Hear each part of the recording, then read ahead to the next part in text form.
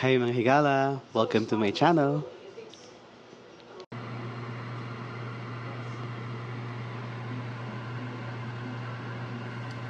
Good day mga higala! So for today's video, nagluto tayo ng sinigang na buto-buto. So mga higala, medyo mayroon tayong sariling paraan kung paano tayo magluto ng ating sinigang na buto-buto.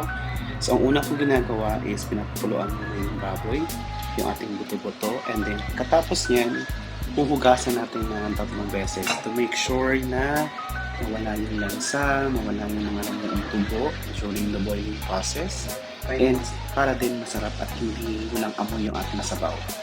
So as you can see mga higala, hinugasan ko na yung ating mga buto-buto. And yung first wash natin, tapos hinugasan ko ulit ko ng 2 beses para yun nga, malinis and walang amoy yung ating buto-buto.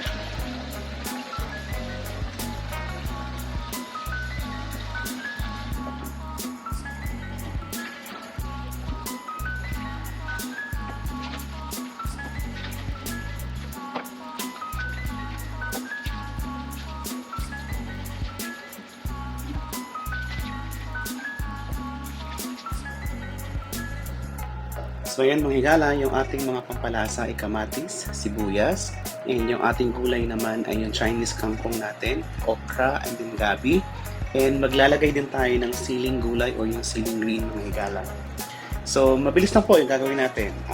Magpainit tayo ng kawali, tapos maglagay ng konting mantika, ample amount of oil, para lang masangkot siya yung ating mga pampalasa.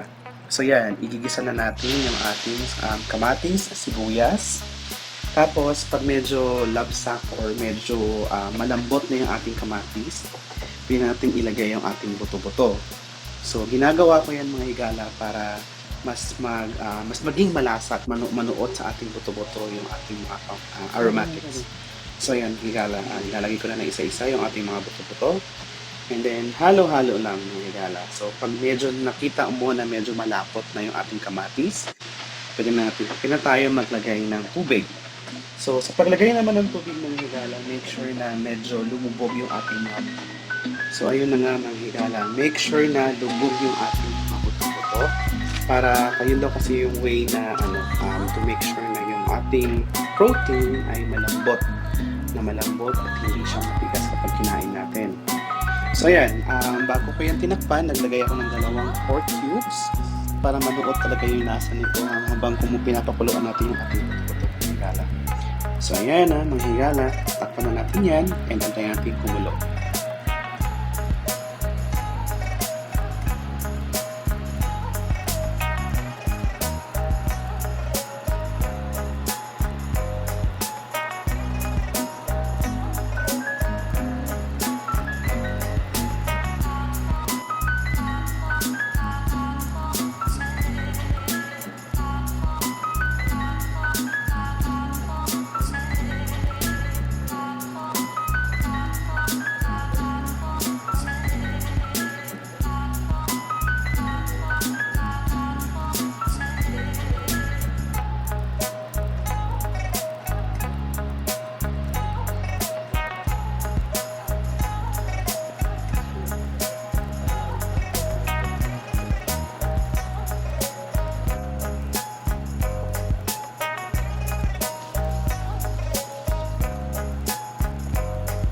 Sa mga mabibilis na mga dyan, uunahan ko na kayo. So yun nga, nagkamali tayo ng edit.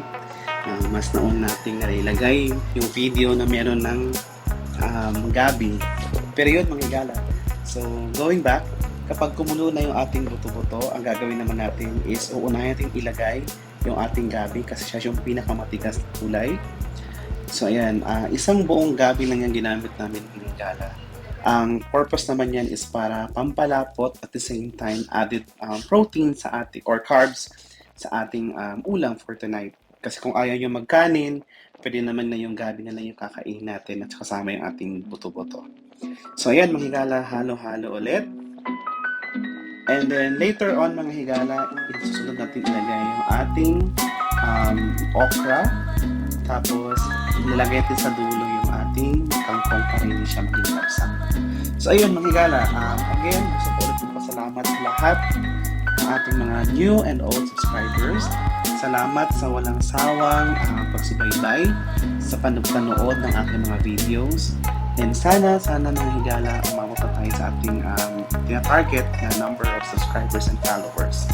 So ayun, salamat mga higala, and please watch the entire video. And yun, please comment down below kung meron kayong suggestions or gustong lutuin or anong gusto nyong makita on my next vlog mga higala.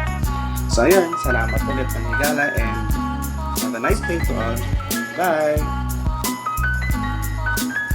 Mga higala, pahabol pala. So yun, dalawang sachet ng sinigang with gabi yung nilagay natin dyan. Kaya kung mapapansin nyo, yung ating sabaw ay sobrang lapot and creamy mga higala. Pero nasa inyo po yan kung gusto nyo ng malapot or creamy na sabaw. Kasi pag medyo nalalaputan kayo, pwede nyo pong lagdagan ng additional water para medyo maging sabaw talaga siya. Hindi siya mukhang sauce mga higala. Pero kasi kami kapag nagsinigang, ganun kasi gusto namin consistency. Yung malapot and then yung creamy yung ating sinigang mga higala. So ayan, that's it for today's video mga higala. Thank you so much!